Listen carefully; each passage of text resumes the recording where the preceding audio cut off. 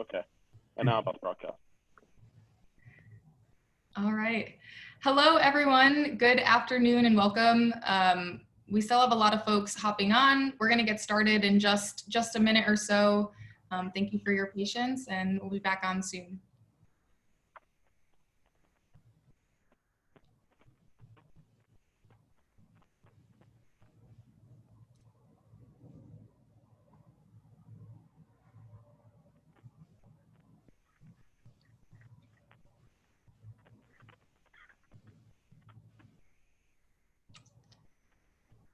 Okay.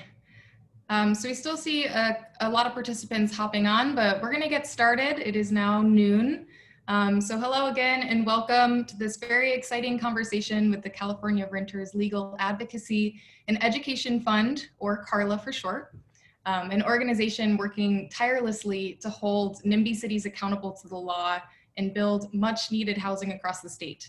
My name is Rachel Stevens. I am the Senior Manager of Strategic Partnerships for California YIMBY, and I have the very fortunate job of moderating tonight's discussion. So before we get started, I just want to go over some brief housekeeping first. This event will run for an hour. All participants are muted, so if you'd like to ask a question, please use the Q&A box for your questions during the Q&A session. And please note that this is different from the chat box feature. And if you're watching with us on Facebook Live, please just type your question in the comments. This event is being recorded and will be posted online afterwards on cayimby.org/events. We also have links to previous events on this page, as well as information on future events. We hold roughly one event per week, so please check out that page if you'd like to stay updated on future happenings. We have a lot of very exciting events coming through the pipeline. And finally, after this event, you will receive a follow-up email with links and resources, as well as a short feedback form. So please let us know what you think. So for those of you who have joined us before, welcome back. If you are new to these events or California YIMBY, it's really great to have you here. A little bit more about us. California YIMBY is a statewide housing advocacy organization fighting to make California an affordable place to live, work, and raise a family. We focus on housing and land use policy at the state level to ensure that grassroots organizers and city leaders have the tools they need to accelerate home building locally. In the 3 years since our founding, California YIMBY has been at the forefront of major legislative victories that will help end housing shortage and make California a more equitable, affordable, and livable state. But of course, we could not have achieved any of those victories without the help of our amazing membership, our YIMBY teams, and organizations like the one joining us today. During this event, we are going to meet CaRLA, one of the only organizations suing NIMBY cities and winning.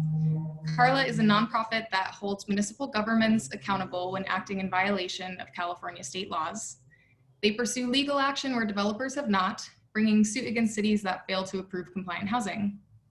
So we're going to hear from CaRLA about how cities approve or deny compliant housing, learn more about their current lawsuits. There are some really exciting ones, and hear more about how advocates can fight for more housing in their cities.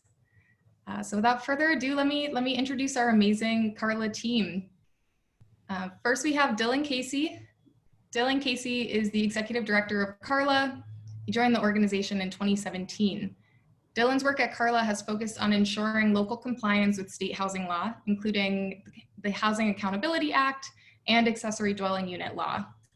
Before joining CaRLA, Dylan worked as a land use lawyer for New York City government, where he worked on neighborhood rezonings and helped develop the city's inclusionary housing policy. Welcome, Dylan. Hi, everyone. And next we have Victoria Fierce, the Director of Operations for CaRLA. Victoria is also a founding organizer of the modern YIMBY movement and is a tireless voice for pushing YIMBYs further left. Many of you may know Victoria. In 2016, she co-founded East Bay for Everyone, an East Bay housing organizer collective, which has since grown to several thousand members and is an unstoppable power for urban justice. So I'm super excited to hear from you both, and I will let you take it from here. Hi, friends. Nice to see you all. I'm going to throw the slides up here. Let's see if this melts. Everybody. Let's see, I think Victoria's screen is going to have all the slides, although we're both going to be talking, kind of switching off. So we're going to tell you a little bit about our work suing the suburbs. We tend to sue the suburbs partially because they're the ones that are they're the cities in California that are the worst at building their fair share of housing. And they tend to also to be the least prepared to defend lawsuits, which is kind of helpful to us. So to start off, we're going to talk a little bit about how housing is approved in California. Sorry, can you move on? There. So housing process is one kind of aspect of the problem with housing development in California. A lot of you are going to be familiar with this if you have gone through the housing approval process in California, but I like to kind of go through the basics because it lays the groundwork for our work and how state law pushes for more housing in California. So each California city has a set of rules governing housing development. These rules govern the number of units, height, floor area, setbacks, design features, parking, landscaping, and probably a lot of other really random things that you couldn't even think of. In theory, or you would think, if you comply with all these rules, you're allowed to develop on a parcel. In reality, however, this is very far from the truth. Almost all cities in California exercise discretion or have discretionary review of housing developments, even when the housing complies with all the local rules.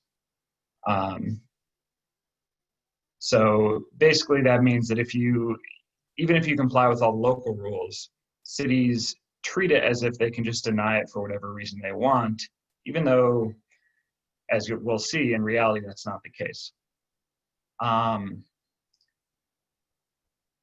So when you propose housing, you not only need to comply with the rules, you need to please all the local planning commission, the city council, and probably all the neighbors around the development that you're proposing as well. This exercise of discretion leads to a lot of costs on housing development in California. Developers pay for expenses related to the public hearing process and neighbor outreach. The process of pleasing neighbors in itself and pleasing local officials almost always involves costly concessions for the housing development, whether it be landscaping or design features that increase the price of the housing, or even just concessions that developers make before they even start the process. If you look at any housing agendas at your local planning commission, you'll notice that a lot of proposed housing developments are proposed for the minimum density that's allowed on the parcel. This is because developers know that when they go through the permitting process, something smaller is going to be more likely to please the neighbors and the planning commission. Lastly, the exercise of discretion is a trigger for CEQA, which is the California Environmental Quality Act. And CEQA requires developers to analyze all the environmental impacts of a development. And importantly, it opens them up to legal challenge. And so if they get sued based on CEQA after a housing development is approved, developers will have to cover the costs of that lawsuit, even though the lawsuit's technically against the city. So all these costs add up to thousands of units of housings that are not developed every year, or even not proposed in the first place if developers look at this process and they decide that it is not worth it. Most of our work at CaRLA is concerned with pushing back on this aspect of California housing policy. Our strongest legal tools right now, at least for legal advocacy, are aimed at the process. These tools include the Housing Accountability Act, which will show you how it works, but basically it says that cities can't in fact deny housing for whatever reason they want. They need to, if housing complies with all local rules, they need to make certain findings. SB 35 provides a fast track process that eliminates all discretion for certain developments. Density bonus law gives you a little bit extra on top of local zoning if you provide some affordable housing. ADU laws, ADUs are accessory dwelling units, and those laws provide another fast track approval process. SB 330 has a bunch of provisions that are aimed at limiting the amount of public hearings, and we'll also go over how the regional housing needs assessment and housing element process factor in this whole sort of all these legal tools that we have. So treating housing development as a right in the state would vastly improve California housing policy, even if it doesn't change zoning regulations at all. Although statewide by right housing development is still a long way off, we can use these existing laws, and in some cities we can permit a lot of housing without involving the level of discretion that is so harmful. And so we're going to start off with describing a couple of our lawsuits, first San Mateo and then our lawsuit Los Altos, and then we're going to talk a little bit about the housing element and Reno process. Victoria? Yeah, so yeah, discretion is a big part of, as Dylan said, as why California can't build housing sufficient to meet its needs. And one way that we're challenging that kind of foregone conclusion, according to a lot of people, is by using the Housing Accountability Act to force cities to follow their own rules. And one thing I like to describe the HAA to other people too is like, it's not so much that it makes a judgment about your rules being good or not. Like, sure, your city can require you have 16 windows for every 2 square feet of like nursery space or something absurd. I can't really say whether that's good or bad, but what I can say is if you wrote the rules, then you should follow the rules that you wrote. And that's what our San Mateo case is about. So let's talk about some background here. So this is down, the actual address of this is 4 West Santa Ynez. Santa Ynez, just a little street off of El Camino Real, ECR. It's right next to Broadway Caltrain, I believe, down in San Mateo. So it's sort of like on the edge of the city. Through this entire process, and this all started about, was it 2018, I believe, 2018, 2017. So it's been around a while. And it went through its first couple of hurdles. It was submitted, went to the Planning Commission. They said, yeah, it looks zoning compliant. It looks fine. Staff report also said, it looks fine. It looks zoning compliant. We can't find any reason to deny this. And then it goes to City Council. And the City Council looks at it and says, nah, I don't like it. It's too big. It's too X, it's too Y, it's too Z. And one thing that was rather incredible about this hearing is that they were literally asking the city attorney who was there at the dais, and they said, how can we turn this down without breaking state housing law?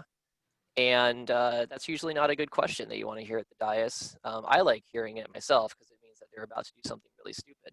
And lo and behold, they did. And so they found this one part of their design guidelines, which again is not their zoning ordinance, but just their guidelines. So there need to be this transition between 2 adjacent buildings if the difference is more than a story. Well, what's a transition? Well, it's not really an objective thing to say what a transition is. Like, is a tree in the middle between 2 buildings a transition? Is 60 feet between building transition? Does it have to have a slope? Can there be a lean-to? Like, what does that really mean? It's not objective. You can't look at it and say that is a transition. And that's kind of the thrust of this case is who decides what is and isn't objective. So usually, in this case, you would go to court and you go before a judge and the judge would say, yes, it looks like it's objective standard. Sure. And then you proceed from that point. You maybe go back, have another hearing, and eventually gets approved and whatnot. San Mateo is really unique, though, because the judge kind of went off the rails, I think, and just ruled that the entire Housing Accountability Act is unconstitutional infringement of municipal functions.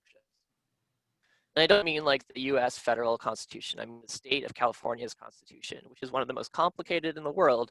It also includes a big portion in there that says that certain municipal functions are exclusively the jurisdiction of a local city. There's 101 in the Bay Area alone. And you know, the courts over the years have kind of like honed in on what this means. And a lot of the case law that we've found so far shows that a municipal function is mostly doing budgets, elections, internal governance, not so much regulation of housing, which I think we all agree is a matter of statewide concern. So in this case, what's really interesting is that there's this long-standing tradition, this doctrine in the courts called judicial deference. There's a whole bunch of different ways to go about it.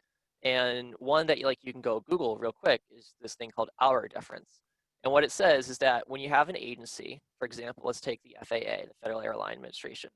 If the FAA puts out a rule, the judge usually relies on that agency's interpretation of the rule to decide if somebody broke the rule or not. It kind of makes sense. It saves time because Congress goes and they create this great big agency and they say fill in the blanks. The agency fills in the blanks. How the process is supposed to work. But we think this is a really wrong way to look at this particular case. It's just misapplication of this whole thing because we ended up appealing this. And our argument is that obviously cities can't be held responsible for interpretation of the rules that are meant to hold the cities themselves accountable. It's like going to the bank and saying, you can't make an illegal loan, you can't do redlining, and then they just go and do it anyways because there's nobody really enforcing them except for their own self-reporting, and you can't really trust them on that. So in this example, if somebody breaks an FAA regulation, then the rule breaker, the person who broke that rule, gets taken to a court, and the judge looks at the rule and says, was the rule broken? And if they have questions about the rule, then they ask the FAA and say, what was the meaning behind this? What's the meaning behind you can't have your cell phone on a flight? What does it mean if it's at airplane mode? Does it mean when it's vibrate? Does a Nintendo Switch count? These are things that judges figure out. And so what the judge in this case, by applying incorrectly applying this idea of deference, is that the judge is arguing that if a city breaks the HAA, it's up to that city to decide if they're breaking the HAA. That's plainly absurd, which is why we're appealing this thing. That's kind of the thrust of our case there, is that you can't courts can't defer to the local interpretation of the state laws that are meant to be statewide in scope, because deference have dubious application when a bunch of cities are charged with complying with the law and also applying that same law to themselves. Because you get 101 in just the Bay Area alone, 101 little cities, that's 101 different little interpretations and inconsistent applications of the law. It's really absurd. That's why we're appealing it. And all this stuff is coming in our appeal briefs. We haven't filed yet. That's coming very soon. This is a cool, fun preview that you see of the work that's not out there yet. So by allowing the city to come back after the fact and say, well, we found this other rule that says, we decided that this is not objective, even though in the beginning they said it was objective, and they just changed their mind halfway through. Well, again, the whole point of the HAA is to kind of give developers a certainty about the rules. You go in, you follow the rules, and you get your permits. That should be how it works. What doesn't work is when you go in, you follow the rules, and the city later, after it says you follow the rules, comes back and says, actually, we changed our mind, you didn't follow the rule. It's just not how it should. The city should not be charged with enforcement of the HAA. In fact, it is not. Rather, it's charged with complying with the HAA. Two very different things here. This is a whole calls back to the separation of the different branches of government. So, again, to summarize all this, our San Mateo case is who gets to decide if a city is following the law? The judge, the trial judge, said the city gets to decide if they're following the law. We're saying that that's wrong. The state decides if the city follows the law. And a lot of this is related to our other lawsuit, which we just got a victory in recently against Los Altos. And Dylan's got some things to say about this and how it relates to all of the HAA. All right, so Los Altos is a little bit different from San Mateo. I think San Mateo, because we are on an appeal, we're sort of arguing the purpose and the constitutionality of the HAA, so it got very big picture. Los Altos is kind of a test case for a new law relatively new law called SB 35, and how it interacts with the Housing Accountability Act and state density bonus law. So Los Altos is probably one of the worst cities in the Bay Area for housing approvals. This is actually not a Los Altos house. This is a house in Los Altos Hills, which is somehow even worse than Los Altos next door.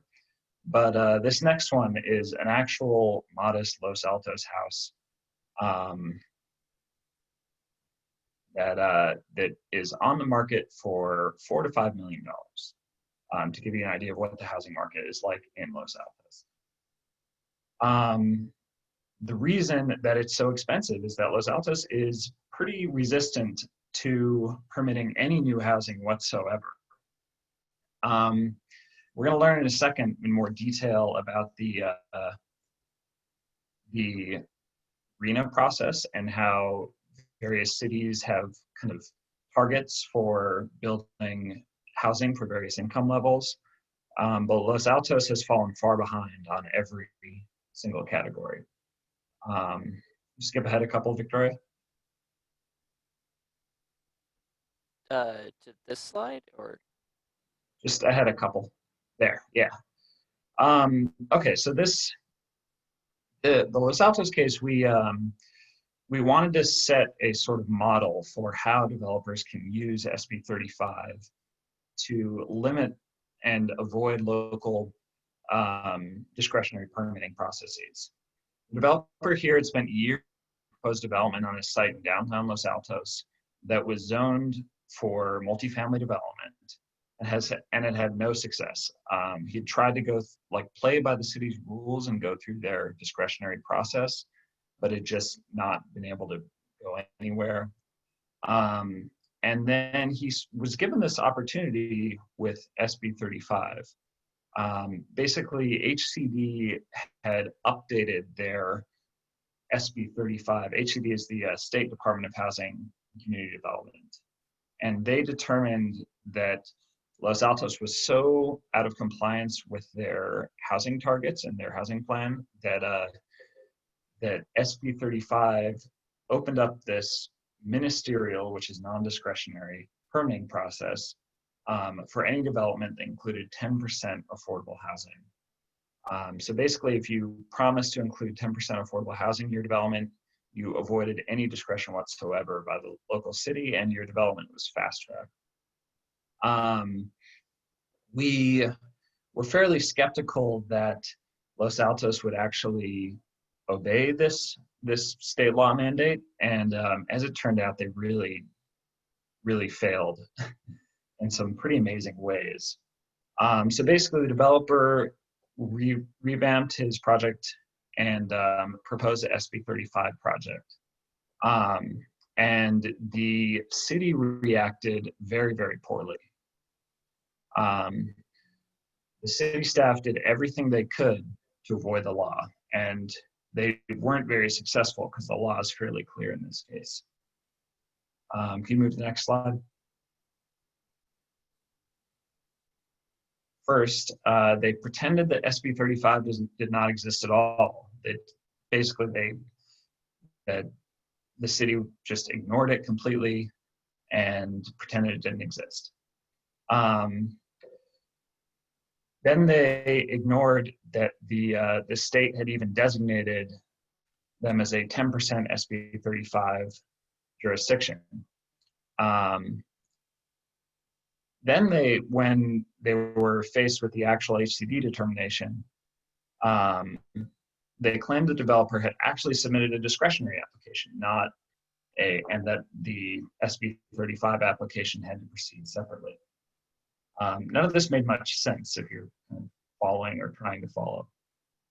Then they denied the SB 35 application twice because of all the confusion, and made up some parking regulations to deny the application. And then when the developer and us threatened to sue, they turned around and they insisted that no, you can't sue yet. You have to appeal the denial to the city council. This is a state law standard that's required sometimes, called exhausting your administrative remedies. But they only gave us 8 hours notice.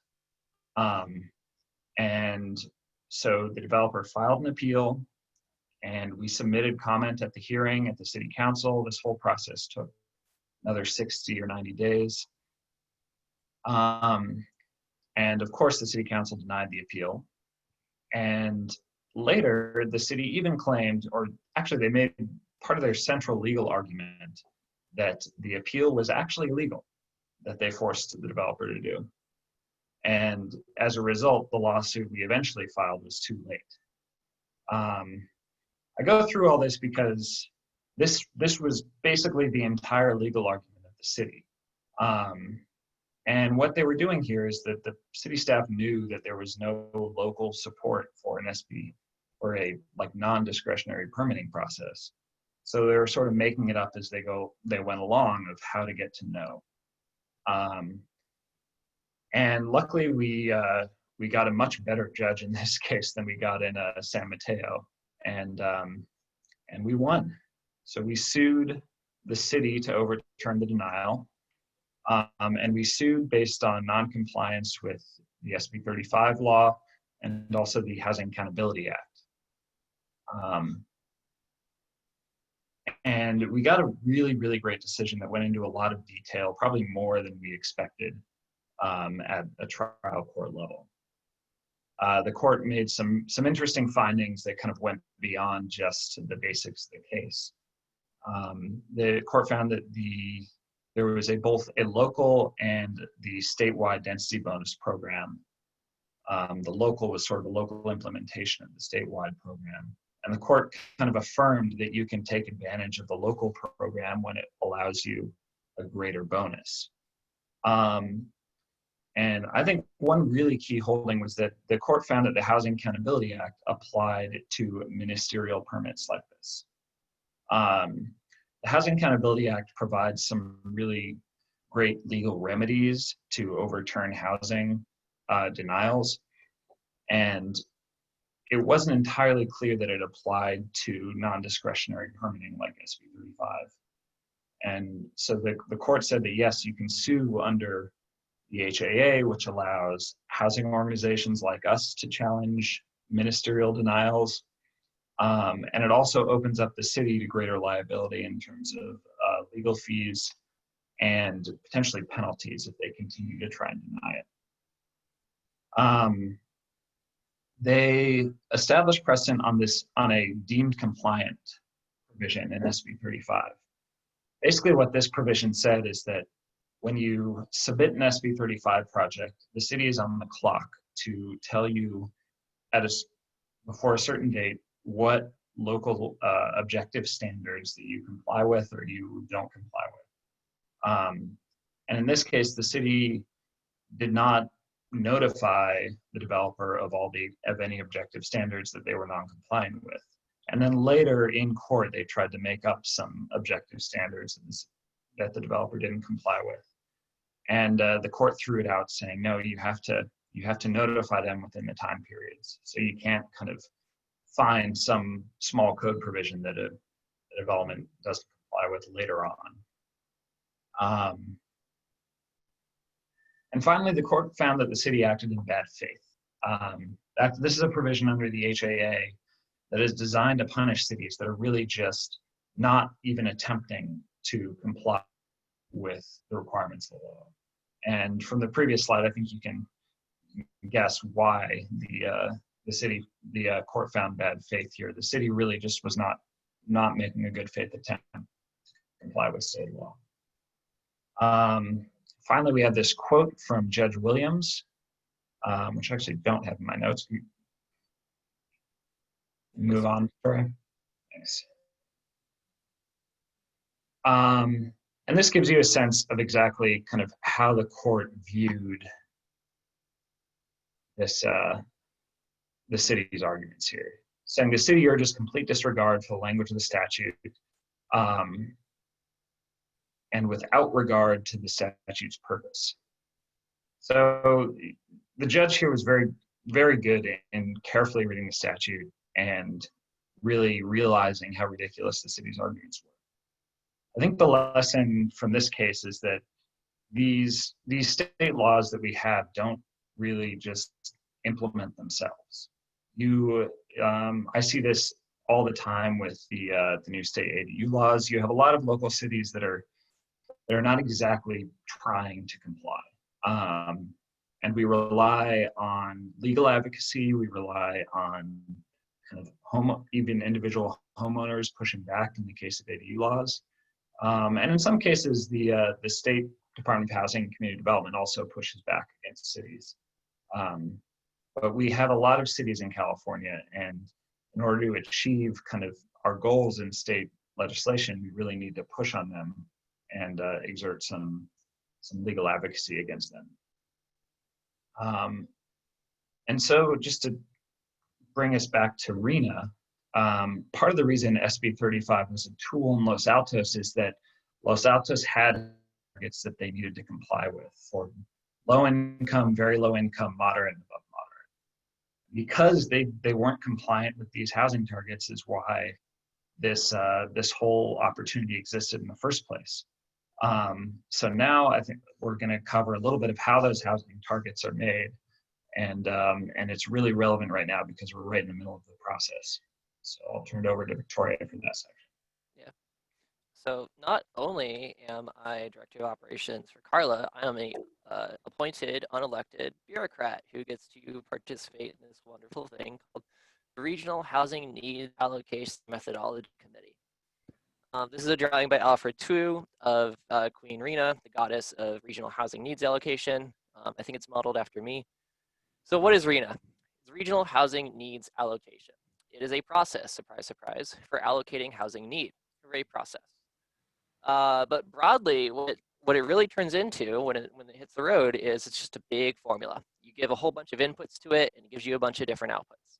And those inputs are generally population projections, what things are going to look like in the next 20, 30 years, adjustments for overcrowding and rent burden, and we'll get to that in a minute. And then there's this other part called the methodology itself, the RHNA methodology, which is, of course, another formula.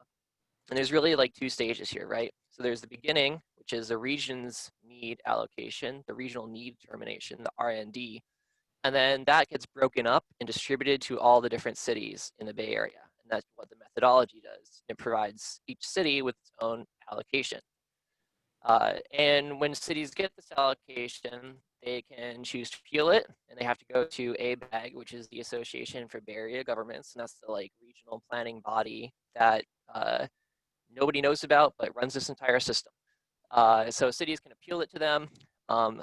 There's also these like regions within the process where like, you know, I think like a bunch of cities down the peninsula have their own little sub-region. And then instead of like giving one number to like Cupertino and San Mateo and Los Altos, then like all three of them get one number and they fight amongst themselves to split it up. And that's just like a whole nother level of goofiness.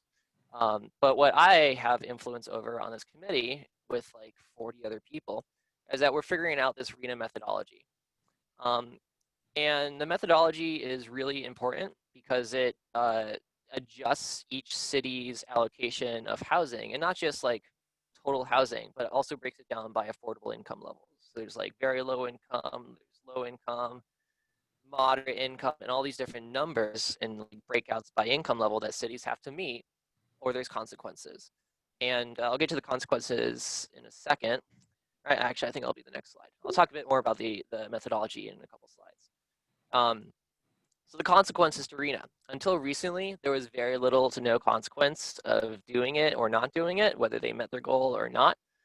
For example, in the last RHNA cycle, we're in the 6th cycle right now. It happens about every 8 years. We're in the 6th cycle. In the 5th cycle, which was the one that we just are finishing now, they like overlap. It's kind of weird. But the 5th cycle, the most recent one, Los Altos ended up with, I think it was, or no, it was Palo Alto who ended up with like 6 units total. 6 units for Palo Alto, which is, you know, in the middle of this massive Silicon Valley area down there, all these jobs all around it. Yeah, Beverly Hills also got, in their Southern California part, they got ridiculously low allocations. And in part because the previous methodology was built off of how many jobs you've created. Palo Alto didn't create any jobs, but everybody else around them did, which is why Palo Alto got so little. But even so, you know, if Palo Alto did or did not meet their 6, yeah, Atherton is probably the one I'm thinking about. I'm reading the chat. If people didn't meet their goals, nothing really happened. If they met their goals, congrats. But for the last couple of years, people have just used this number as a rhetorical device to beat each other over the head with and say, San Francisco has done far more than enough above moderate income housing, so therefore we don't have to build any. Let's not get into that. So stepping back a second, Reno is part of this bigger process, all hail the process, called a housing element. Every city has to have a housing element as part of their general plan, which is like their constitution, which is even bigger and smaller and separate. And as part of this housing element, which describes the plan, how these cities are supposed to meet their goals, their numbers, is they have to identify specific sites, specific parcels that exist in real life that have dirt under them and whatnot, as suitable for affordable housing to meet the RENA numbers. Suitable means it actually is currently zoned for a specific unit count. Like if a city has to meet, 30 units or something, they can't just point to a dumpster and be like, or a dump yard and say, we're going to put them there. I mean, they can, but like they have to prove that it can't be built there by changing the zoning. It has to be actually capable without a thing, which is kind of like pushes things as close to as by right as we can, which lines things up with the Housing Accountability Act. Because if the zoning says you have to build 60 units of affordable housing on this site, it should just be by right and they can propose it and go on with it and the city meets their goals and everyone's happy. So SB 35, which we talked about a bunch now, is the crux of our Los Altos case. And it was recently passed by Senator Scott Wiener and a coalition of people, and it gives Reno some actual teeth for the first time.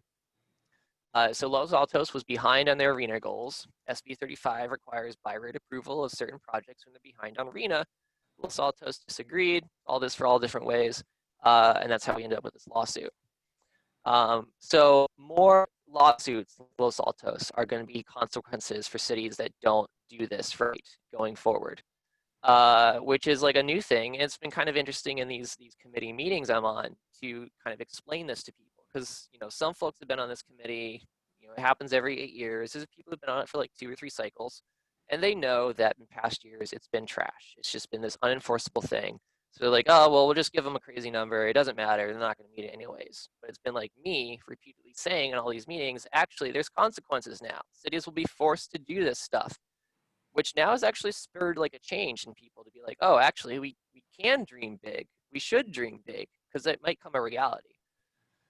So speaking about this committee, the thing that's important for folks here to know is that RENA is happening right now. We're in the middle of this cycle, or between 2 cycles, in fact. So there's a lot of ways for people to get involved, and it sounds very boring and bureaucratic and statistical because it kind of is, because unfortunately that's how we plan for housing, is we make a boring, dry plan.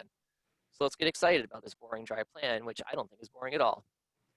So our 6th cycle, it started late last year, October sometime was the first meeting. What even is time anymore? The methodology committee advises ABAG on the statistical methodology used to divvy up this regional needs determination to each city. The R&D, the regional determination, comes from the Department of Housing and Community Development up in Sacramento, which itself is a whole other process. We'll talk about that a bit. So this methodology that I've been talking about includes things like jobs housing balance, vehicle miles traveled, greenhouse gas emissions, access to transit, future transit investment, planned transit investment, racial equity indicators, all these like millions and different ways we could slice up all this population, all this data, and then we decide which of these says you need more housing. The current, like right now, I believe we're working on 3 metrics. One is jobs housing balance, another is vehicle miles traveled, and then another one is some kind of equity indicator, where the gist of it is if you have more rich people than poor people, then you have to build more affordable housing. Pretty straightforward, you think, right? Build housing where we need it in the places that are most expensive. It surprisingly took a long time for us to come to that consensus, but we're there now.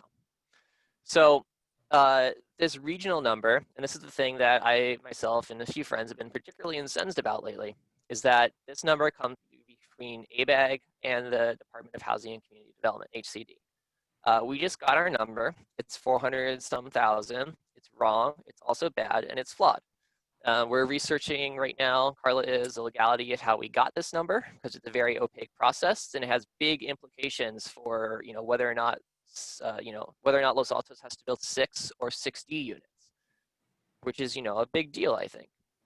A bigger number means that more cities must build more BMR, meaning more by right affordable housing in more places, because all this ties together again with SB 35 and the Housing Accountability Act.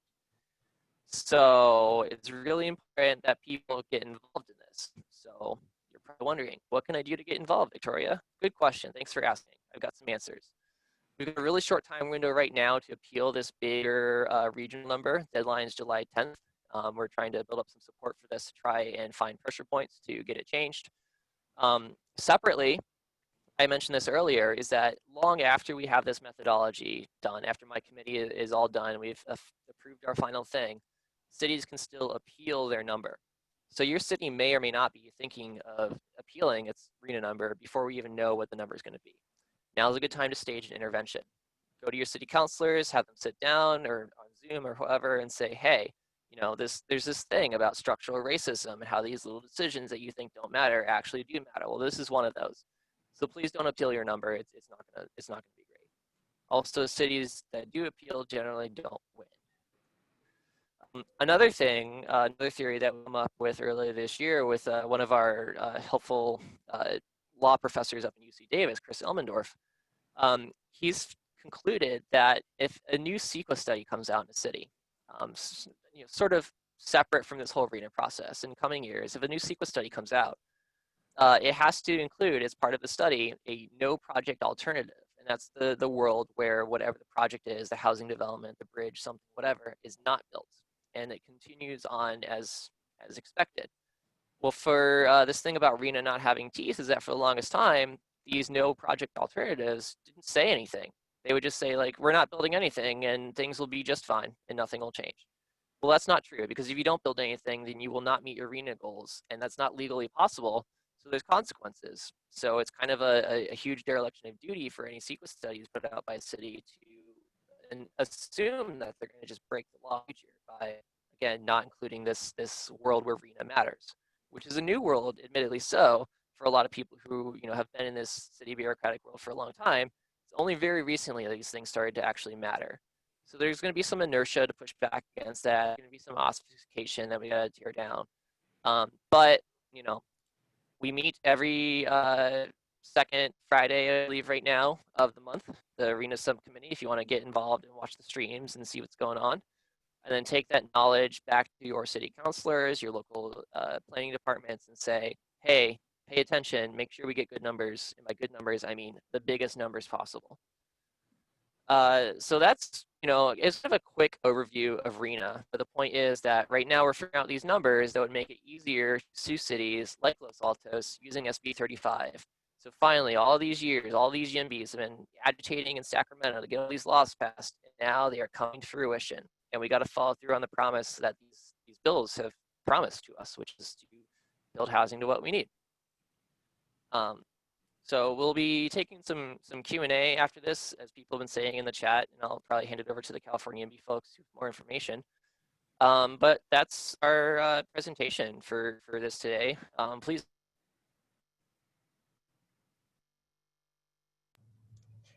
Oh, I think that Victoria cut off there, but thank you both. This was really insightful.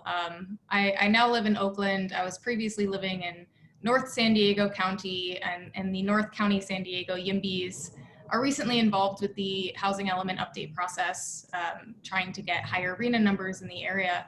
And I just want to add to this point that many small beach cities, small cities in general, they've never had anyone come to a meeting and ask for more housing. And so I cannot stress how important it is for people to just do that.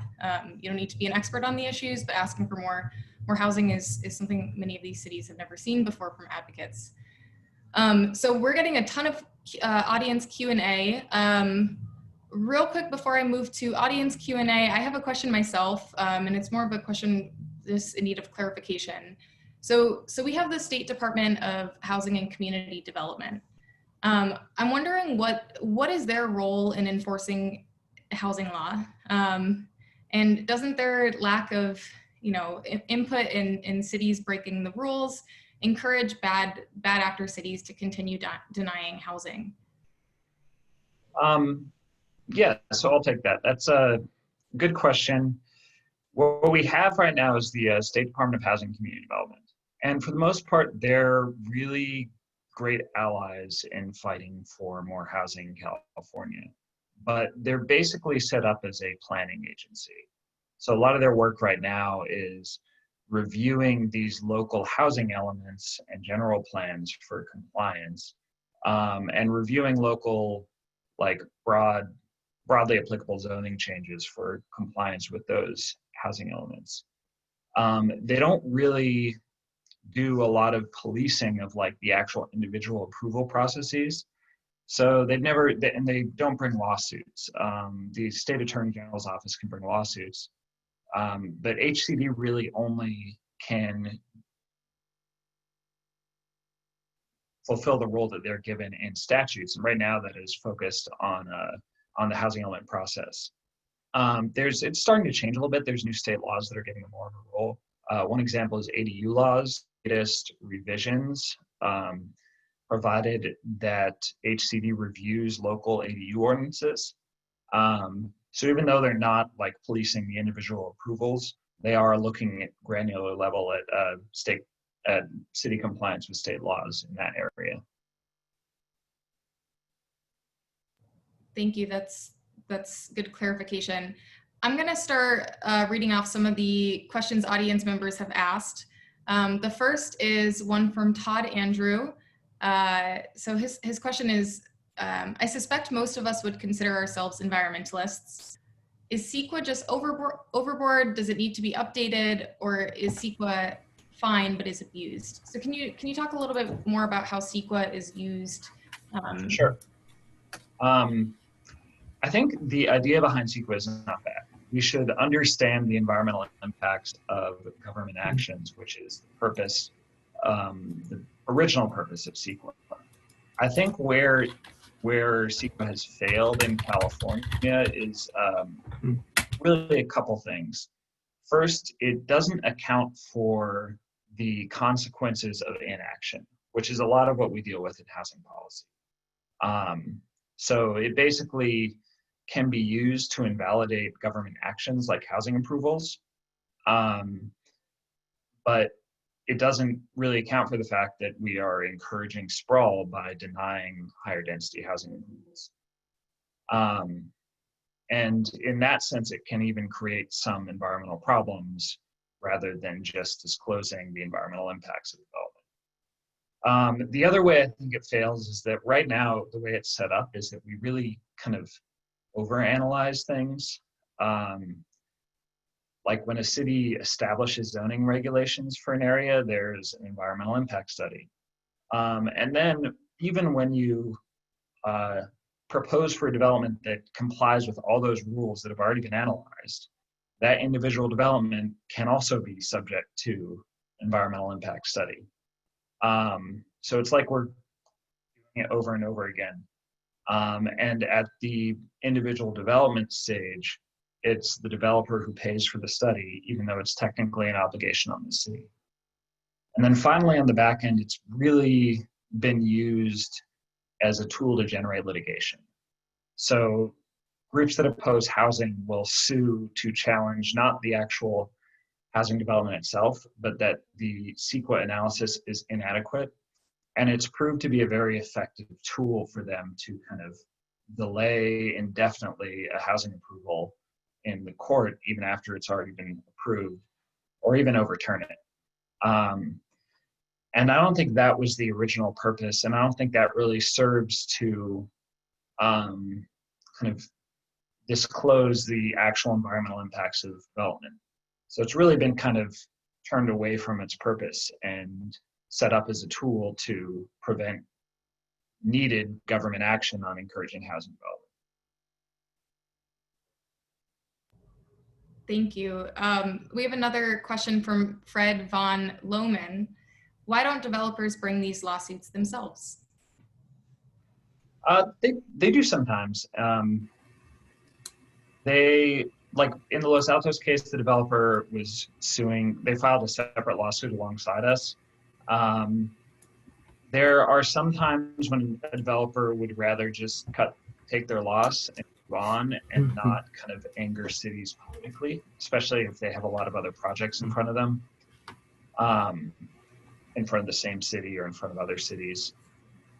there are some developers that like to kind of play by the city's rules, so they really defer to cities and take their denials, but figure they'll make it up in other projects. But I think developers are getting emboldened as they see how laws like the HAA can be used to their advantage. So part of what our work is about is sort of establishing these models so the developers are a little more likely. That's maybe a good segue into this next question from Mike Dunham. He asks, how effective are decisions like the Los Altos case at getting city attorneys in other cities to advise city councils of the legal risk of denying projects? And also, is there a separate need to educate city attorneys, or do developers tend to do the educating themselves? I can take this one.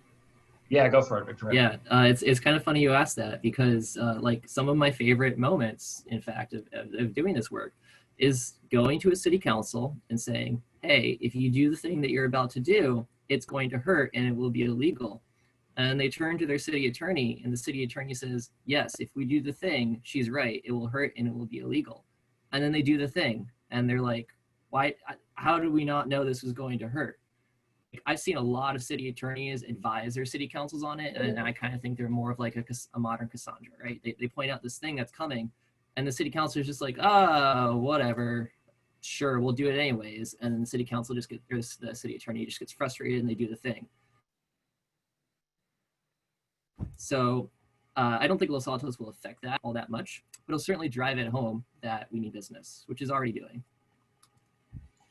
Just to add a little bit of perspective that, because I have worked as a lawyer for a city council before, and you can give a lot of legal advice that is promptly ignored by elected officials.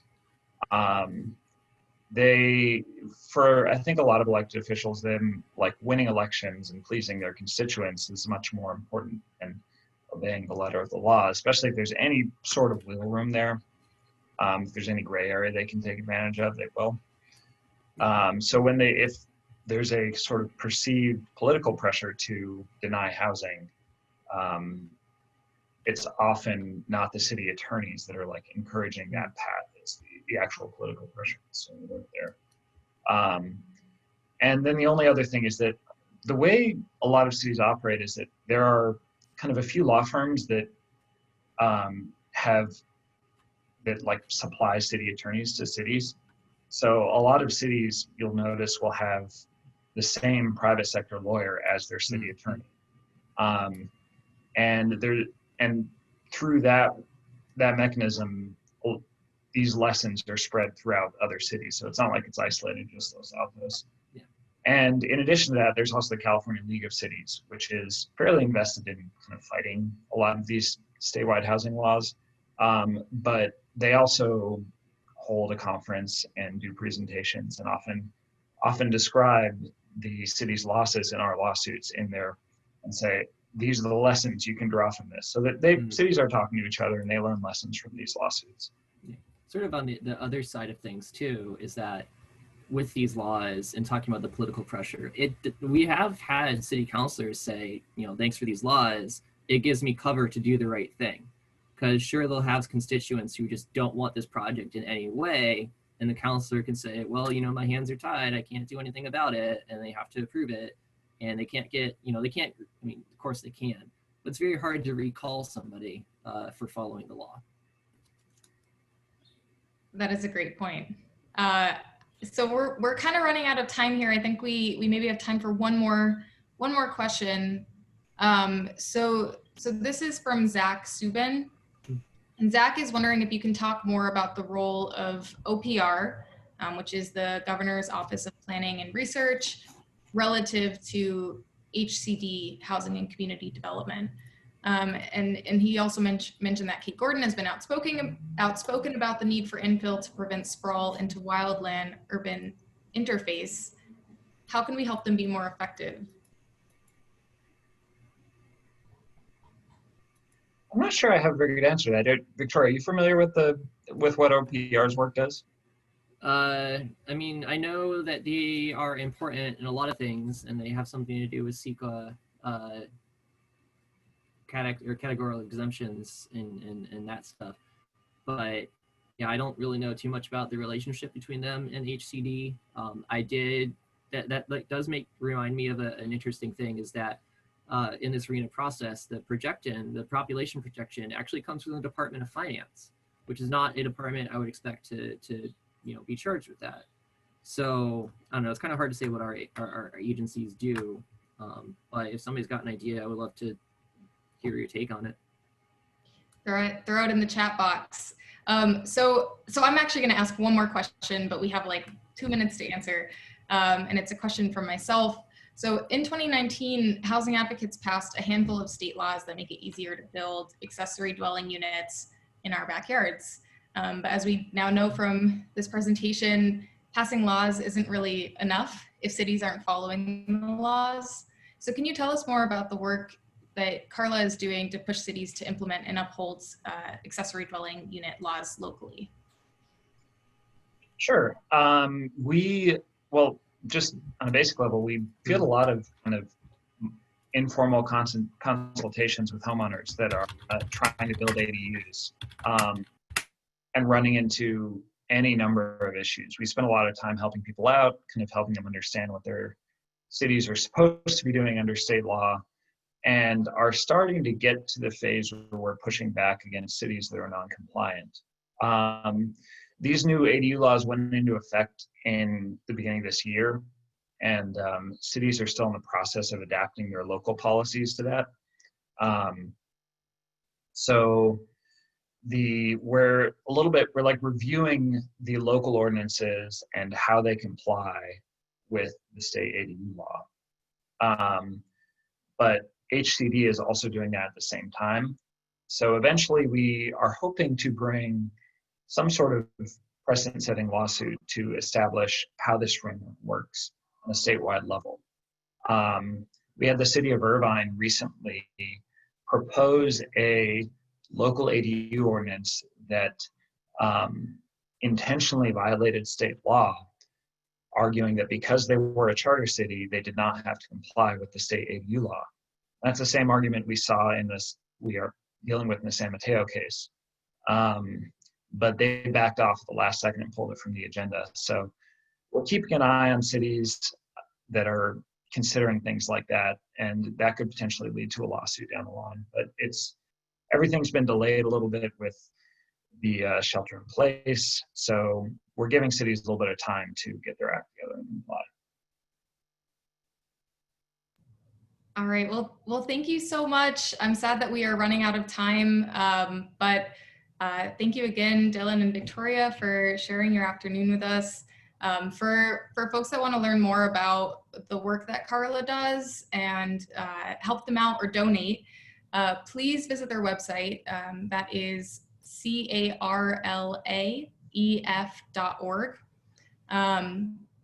They have a new case as well, a lawsuit against Huntington Beach. So please, I'm sure they're very busy and we'll be sending updates about that case to their newsletter. So sign up for that. If you're interested in volunteering with California YIMBY or learning more about the work we do, please check out our website. We have an action hub where you can find everything. That is caAYIMBY.org/action-hub. And then finally, one final ask for you all. We are doing events each week, and our next event is Wednesday, July 1st. We'll be sitting down with a couple organizations, including Equality California and Freedom for All Americans, to learn about how the latest Supreme Court LGBTQ employment discrimination case relates to housing.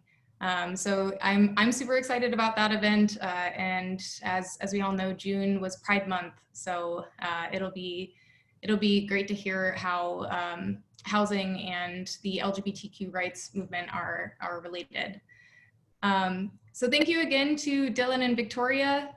This has been very insightful, and if you are not involved with your local housing element or RENA process, please reach out. I think Ansel Lundberg in the chat feature mentioned to get in touch with your local YIMBY groups.